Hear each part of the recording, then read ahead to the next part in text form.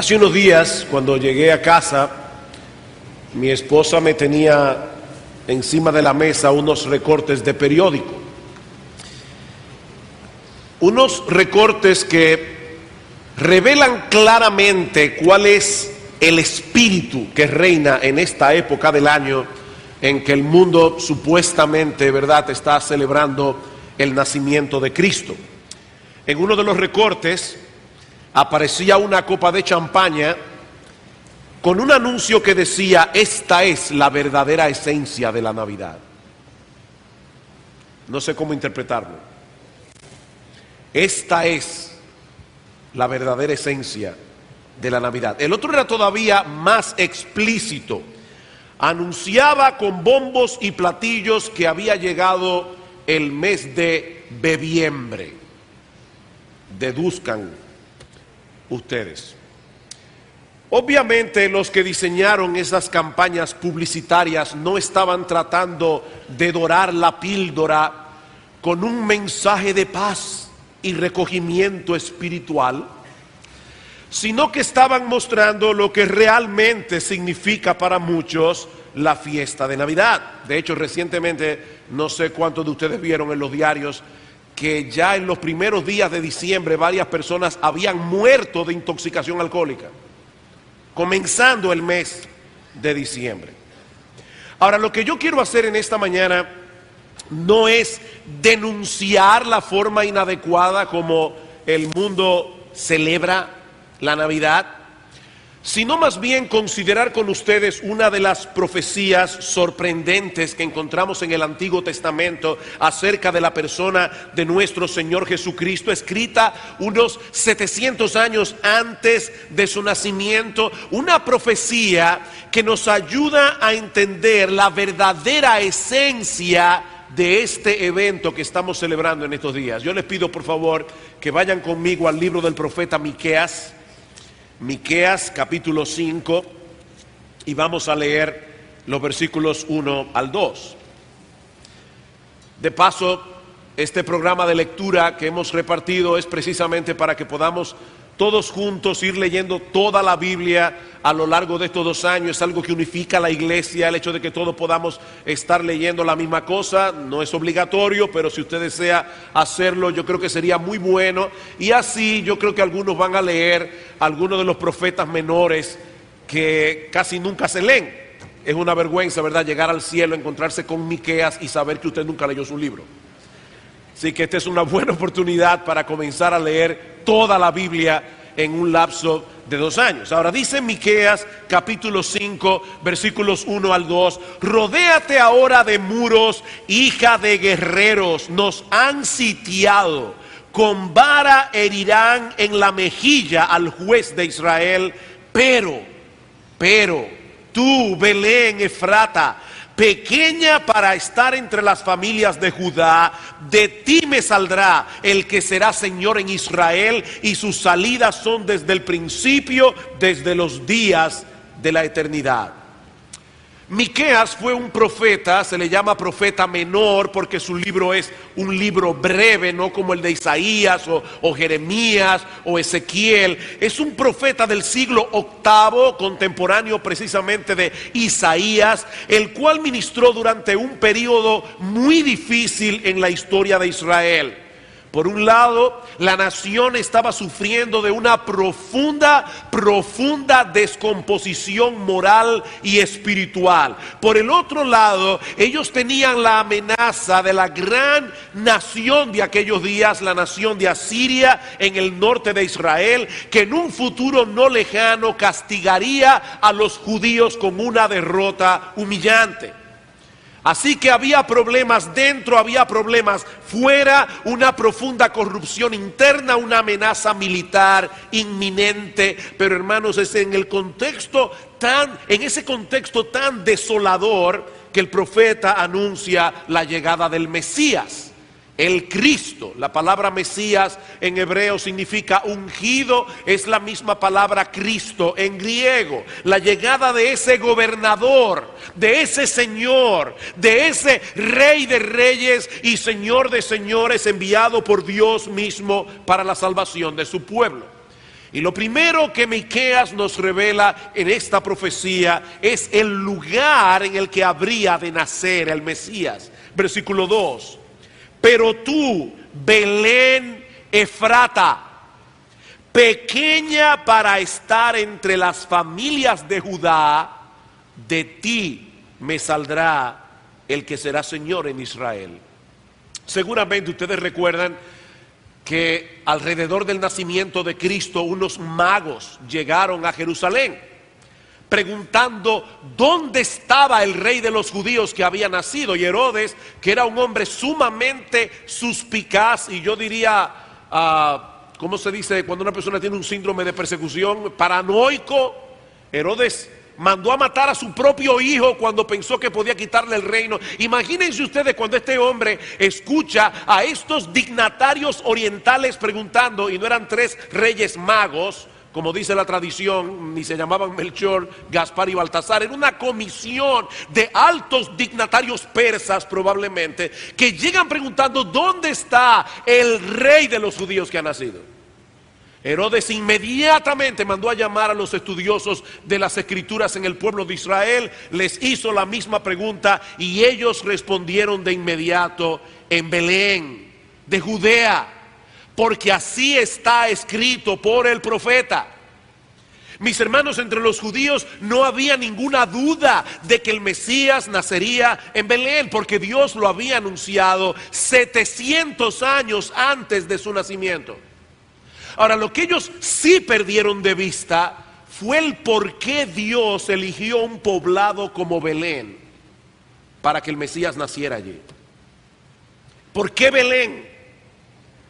¿Por qué una aldea tan pequeña que de hecho en ocasiones fue pasada por alto cuando se censó los poblados de Judá? Eso es lo que dice Miqueas. Dice pequeña para estar entre las familias de Judá.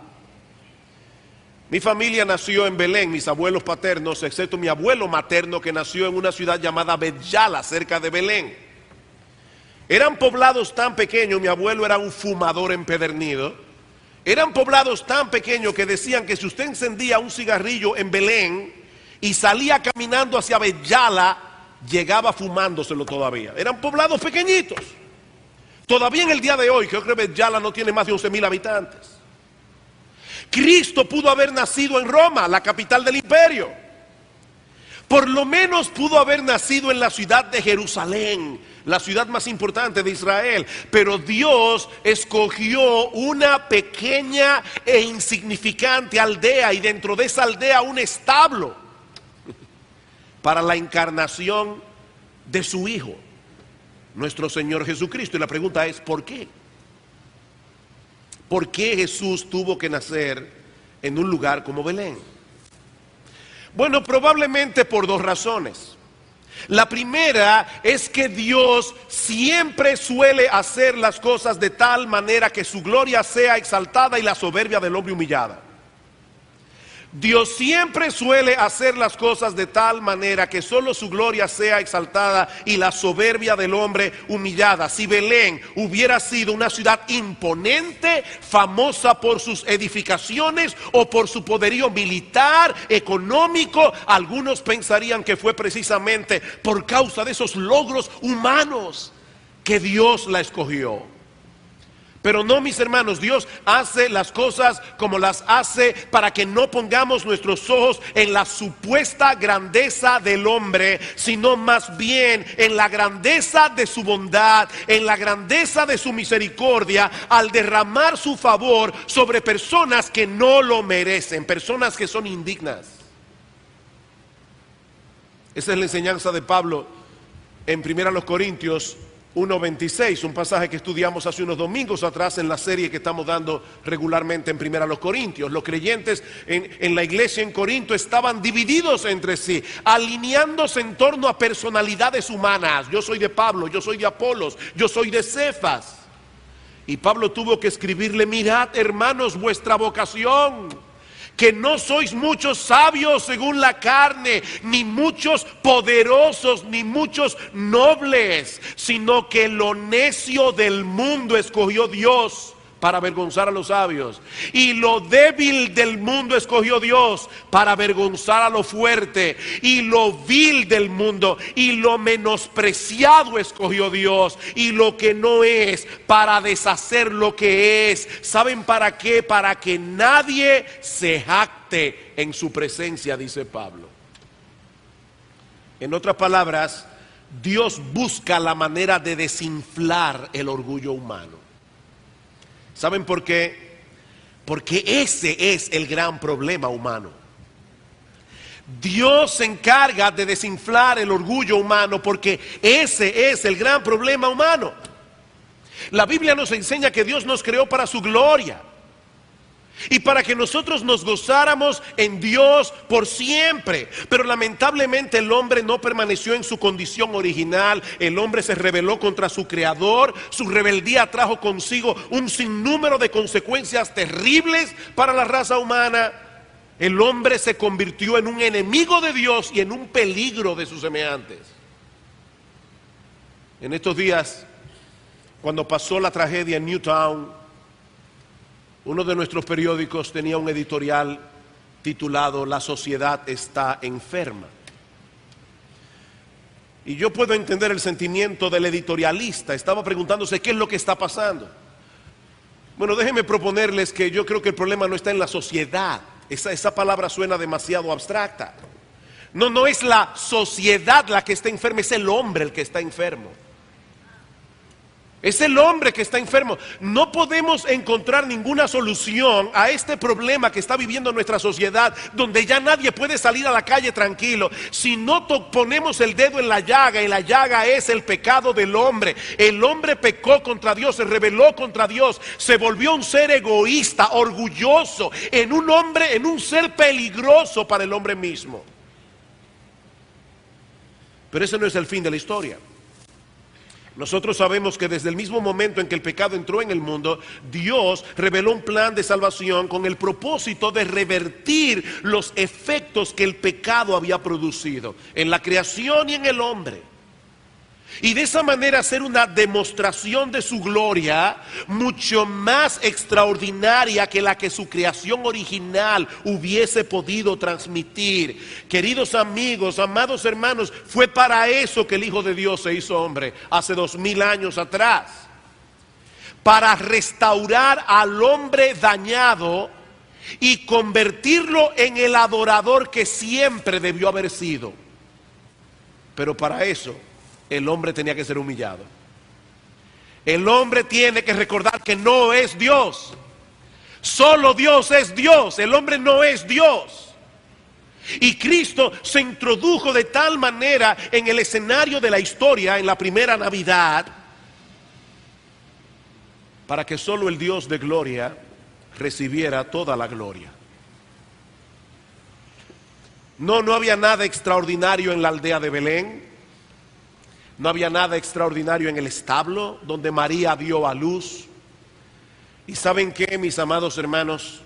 Tampoco hay nada extraordinario en aquellos hombres y mujeres que Dios escogió desde antes de la fundación del mundo para hacerlos beneficiarios de una salvación tan grande. Es por gracia, mis hermanos, para que solo el Dios de toda gracia se lleve toda la gloria.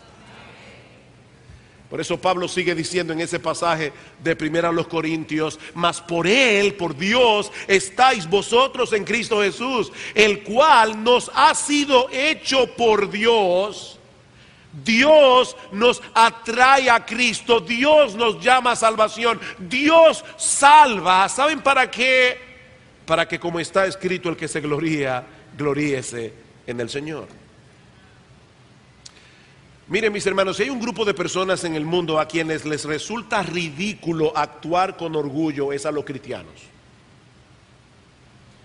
Y mientras más pasa el tiempo, más me convenzo de que esa es una de las grandes verdades que los cristianos deben recordar todo el tiempo, porque el orgullo sigue siendo el problema de nuestro corazón. Por eso es que hay tantos problemas a veces en la iglesia. Es el orgullo.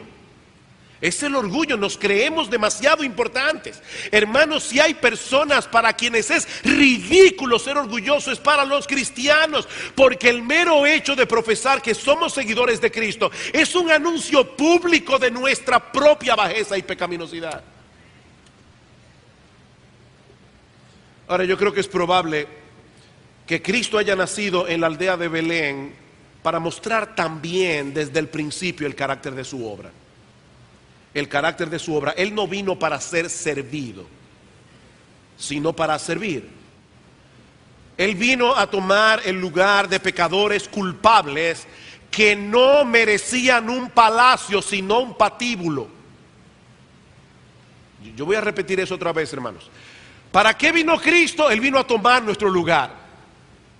¿Y qué es lo que tú y yo merecemos por nuestros pecados delante de la justicia de Dios? No un palacio, merecemos un patíbulo. Para los niños y jóvenes que están aquí que no saben lo que es un patíbulo es algo que deberían construirlo o en el día de hoy para aplicar la pena de muerte sobre aquellos que matan a otros seres humanos, como dice la Biblia, y yo creo que eso disminuiría en gran manera la delincuencia en este país. Un patíbulo es el lugar donde se ejecutan los culpables. Bueno, Cristo nació en una aldea pequeña e insignificante porque Él vino en nuestra representación.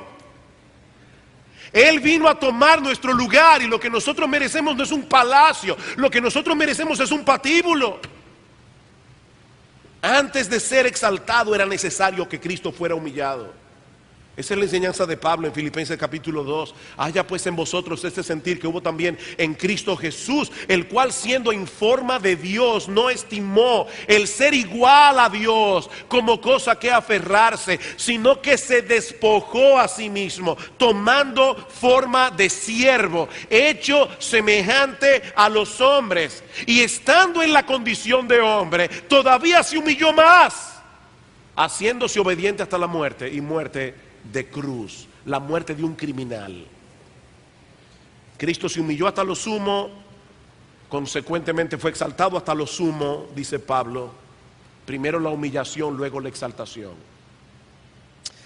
Pero Miqueas no solo profetizó 700 años antes el lugar en el que Cristo habría de nacer para dejar al hombre sin excusa, su palabra está ahí, sino que también profetizó la naturaleza de su gobierno.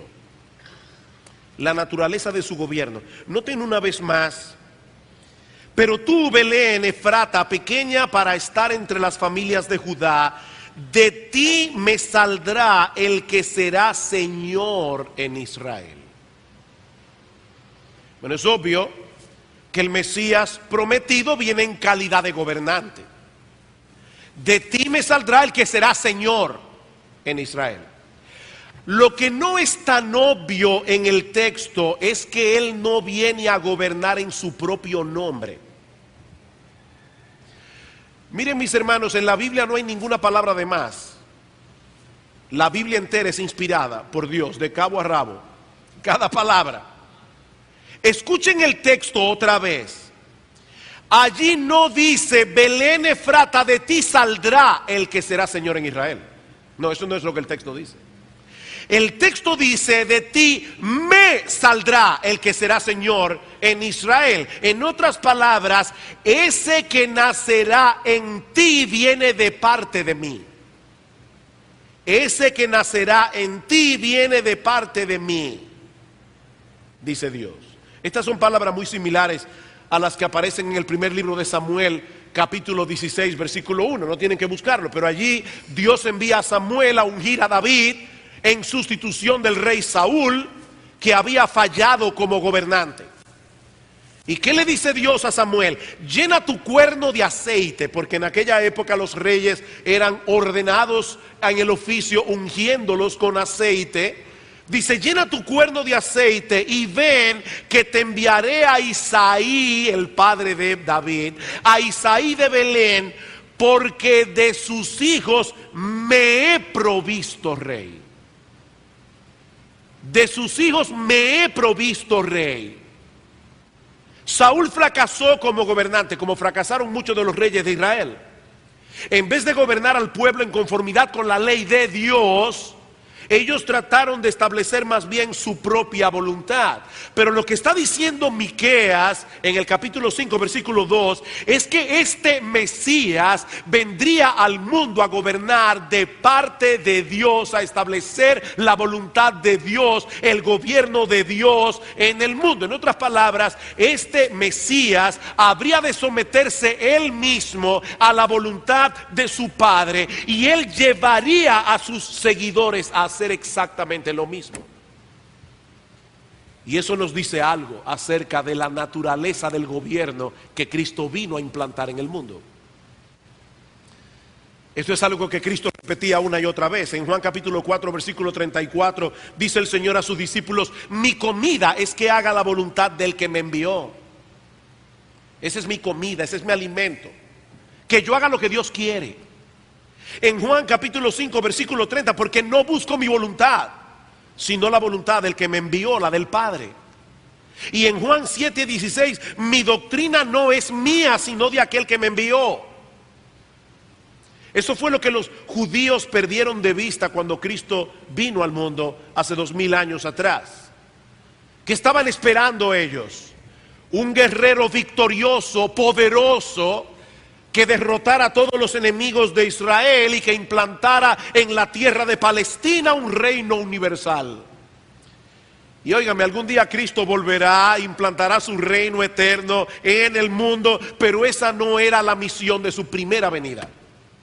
Esa no era la misión de su primera venida. Cristo vino más bien a hacer posible que hombres y mujeres rebeldes contra Dios se arrepintieran de su rebeldía y se sometieran voluntariamente al gobierno de Dios.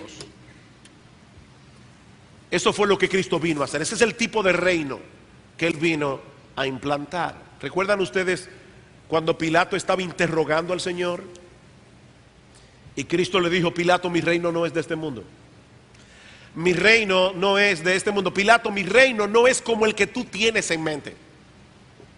Si mi reino fuera de este mundo, dice Cristo, mis servidores pelearían para que yo no fuera entregado a los judíos, pero mi reino no es de aquí. Y Pilato estaba tan confundido que le pregunta al Señor: pero entonces, ¿eres tú rey? ¿Eres tú rey?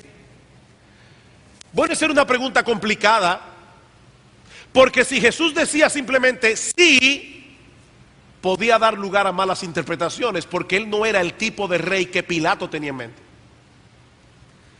Pero tampoco podía negar que él era rey en el más alto sentido del término. ¿Cuál fue la respuesta de Jesús? Respondió Jesús: tú dices que yo soy rey, yo para esto he nacido y para esto he venido al mundo. Escuchen esto: para dar testimonio a la verdad. Todo aquel que es de la verdad oye mi voz. ¿Ven cómo Cristo conecta aquí su reinado con la verdad?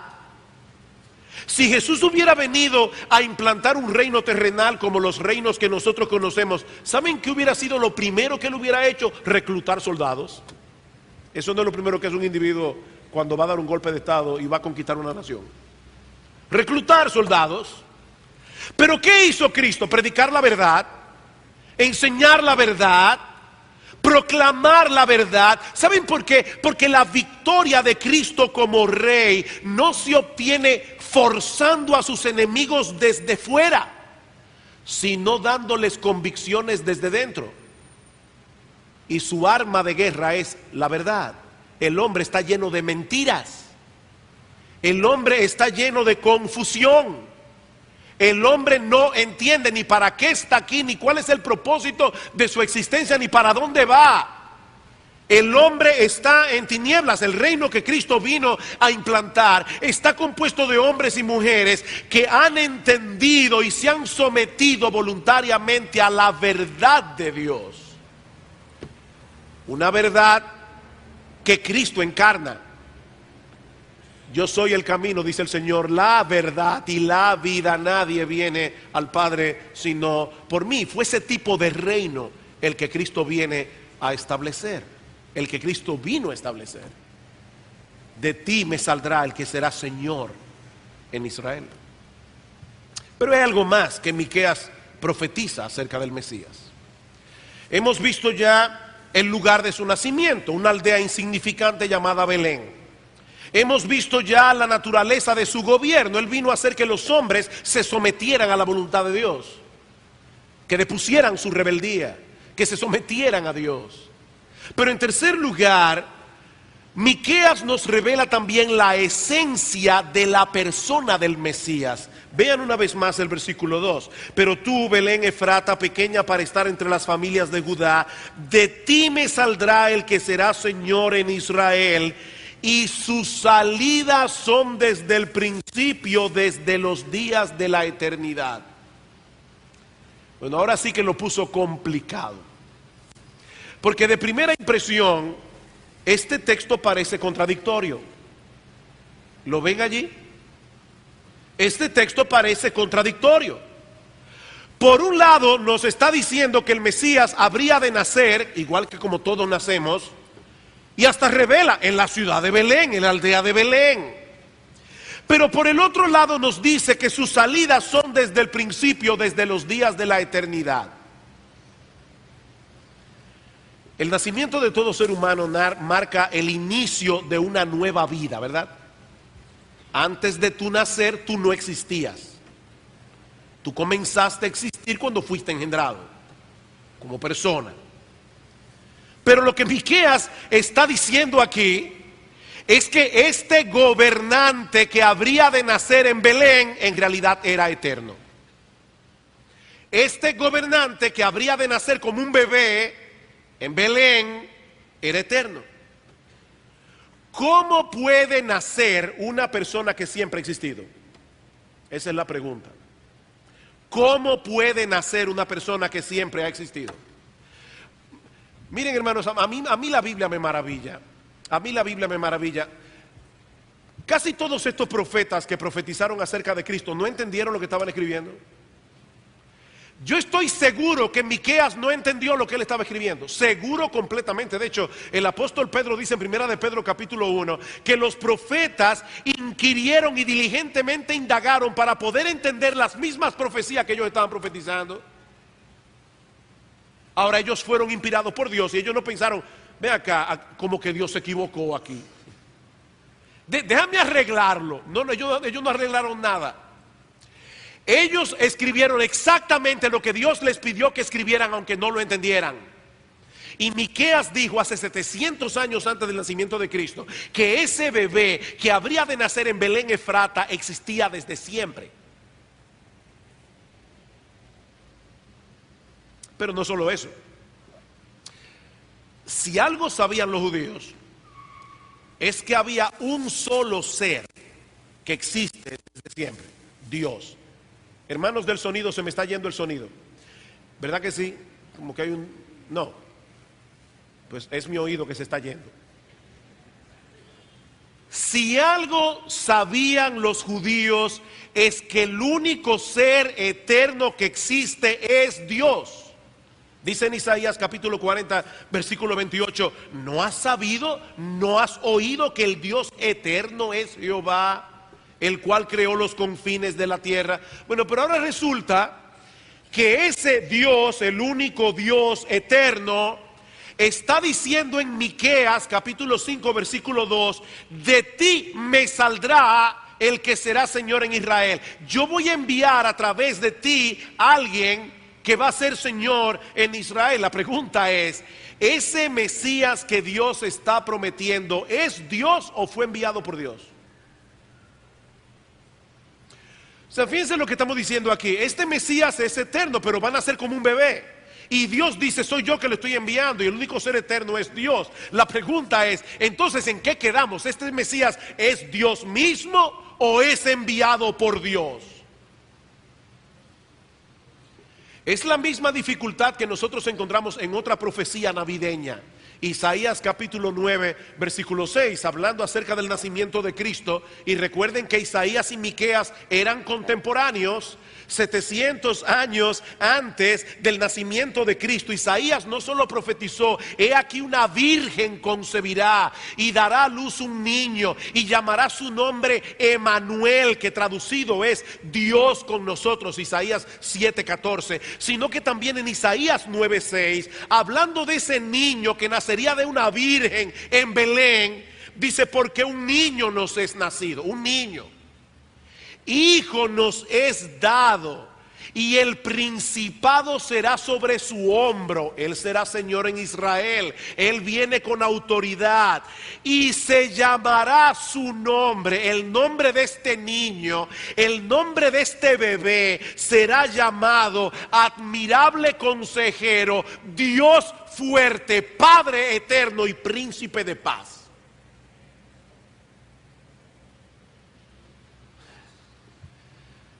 No hay que ser un genio de la exégesis para ver el problema, ¿verdad?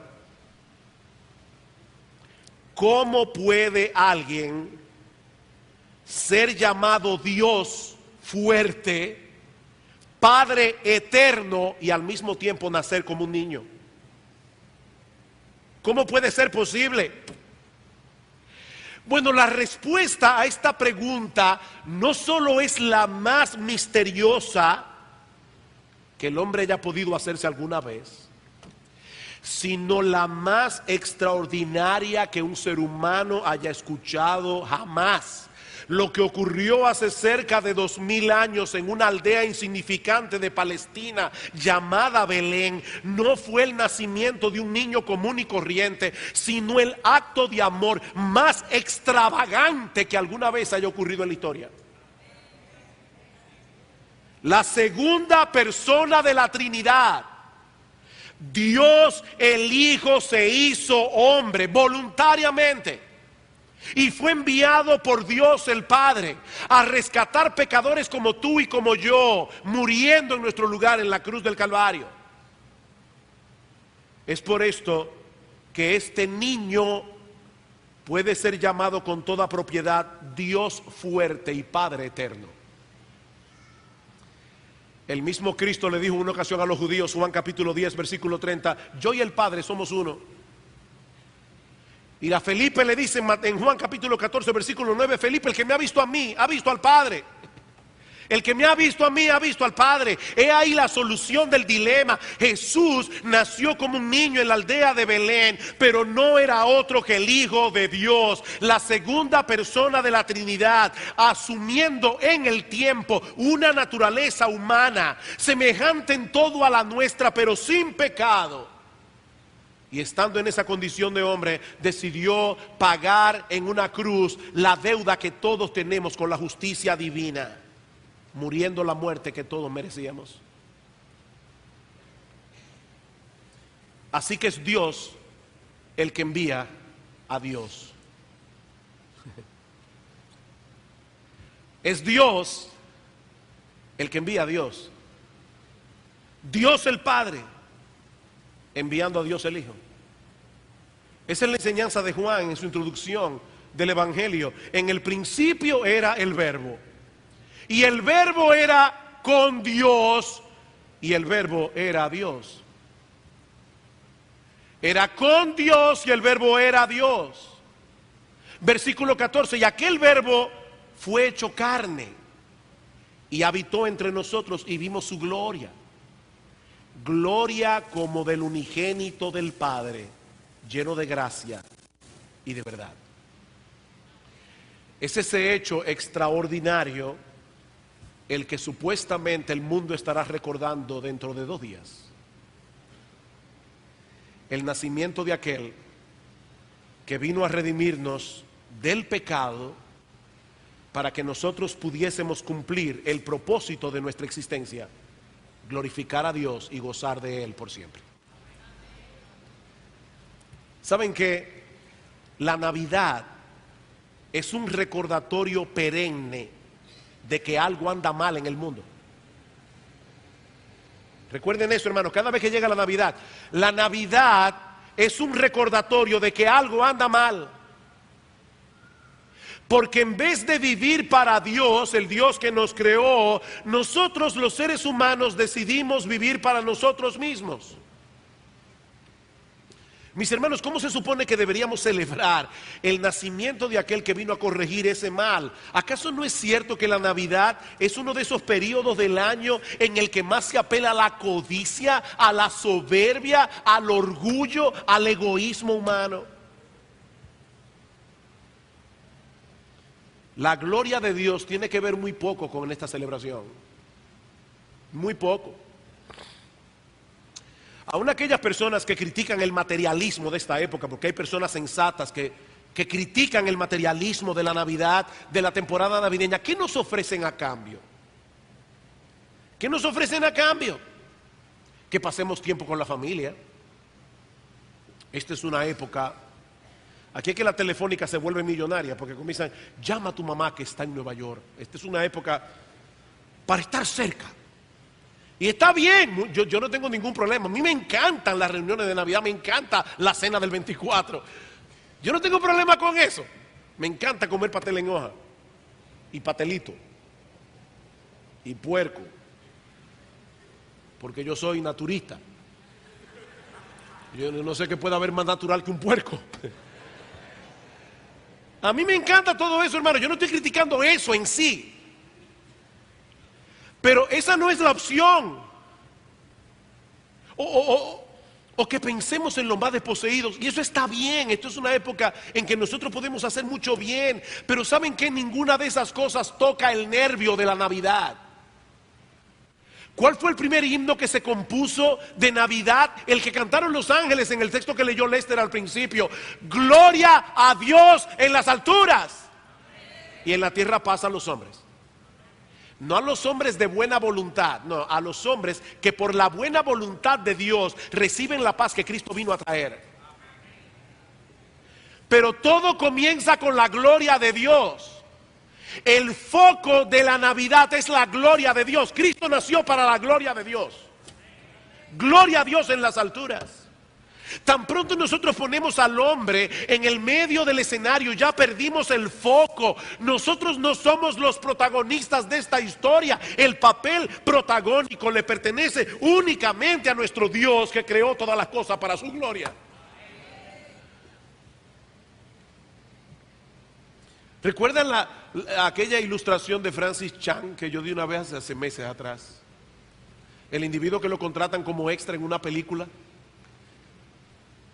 Y él renta el cine, invita a todos sus familiares y sus amigos para que vean la película en la que él actúa. Y resulta que en la película él sale en una escena un microsegundo y de espalda solamente se le ve la coronilla de la cabeza. Tal vez la mamá lo identifica. Y cuando termina la película, sus amigos le dicen, pero qué estúpido eres. ¿Y quién te dijo a ti que esa película es sobre ti?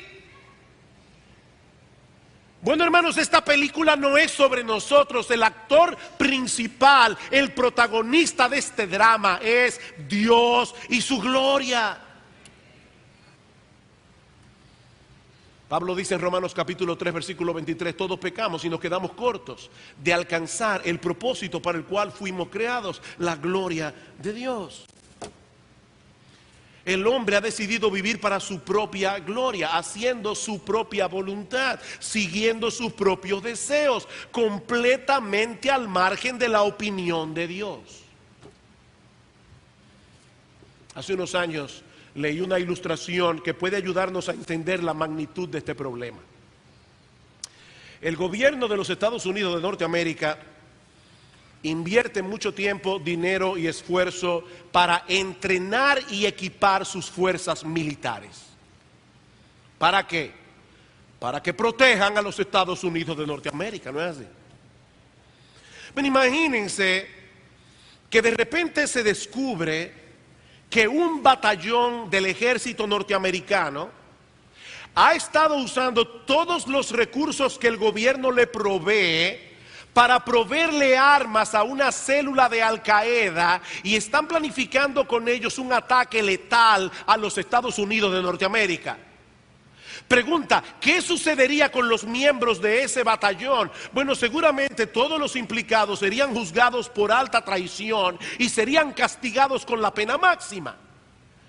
Pues ¿saben qué, mis amados hermanos y amigos que están aquí en esta mañana? Eso es exactamente lo que ha hecho el hombre con su hacedor.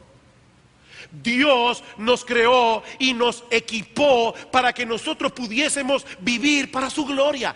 Dios nos dio una mente para pensar, Dios nos dio un corazón para sentir, Dios nos dio una voluntad para decidir, Dios nos dio un cuerpo para servirle y una boca para alabarle.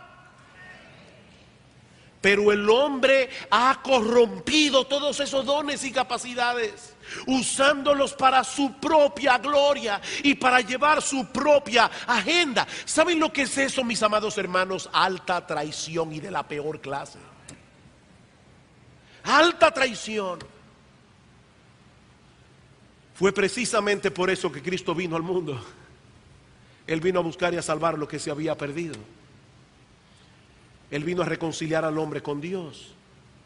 Él vino a restaurar nuestras personalidades dañadas por el pecado para que pudiésemos cumplir, aunque todavía imperfectamente, el propósito para el cual fuimos creados. Cristo se dio a sí mismo, dice Pablo en Tito 2:14. Se dio a sí mismo por nosotros para redimirnos, para comprarnos, para librarnos de toda iniquidad y purificar para sí un pueblo propio celoso de buenas obras. Esa es la buena noticia que los ángeles proclamaron esa noche. En el texto que Lester leyó, os ha nacido hoy en la ciudad de David un Salvador, que es Cristo el Señor. Es por eso que al pensar en la Navidad, nuestro foco de atención no debe ser el pesebre en la aldea de Belén. No, nuestro foco de atención debe ser el Gólgota en las afueras de Jerusalén. No debe ser el pesebre, es el Gólgota donde Cristo fue crucificado. El pesebre no es un fin en sí.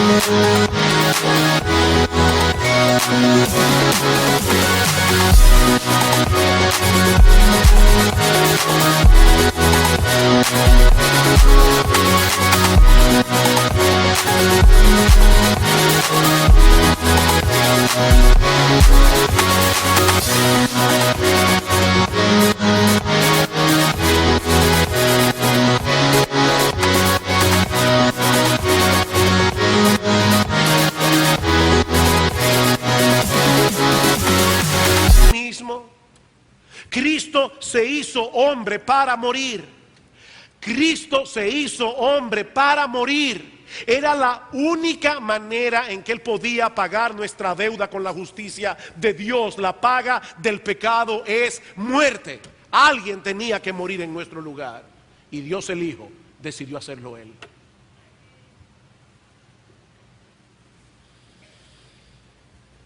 Déjame hacerte una pregunta. ¿Te gusta recibir regalos en Navidad? A mí me encanta. Sería un mentiroso si no lo dijera. ¿Tú quieres recibir el mayor regalo de Navidad que alguna vez te hayan ofrecido? Deja de confiar en ti mismo. Reconoce tu pecado. Reconoce tu rebeldía. Ríndete a Dios, confiando únicamente en Cristo y en la obra de salvación que Él llevó a cabo en la cruz del Calvario. Al que no conoció pecado, por nosotros, por causa nuestra, por nuestro favor, Dios a Él lo hizo pecado, para que nosotros en cambio fuésemos hechos justicia de Dios en Él, dice Pablo. Esa es la esencia del mensaje del Evangelio. que la salvación es gratis, gratuita por medio de la fe. No porque sea barata, sino porque alguien ya pagó el precio.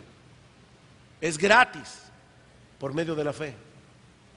Mi amigo, no desprecies ese regalo.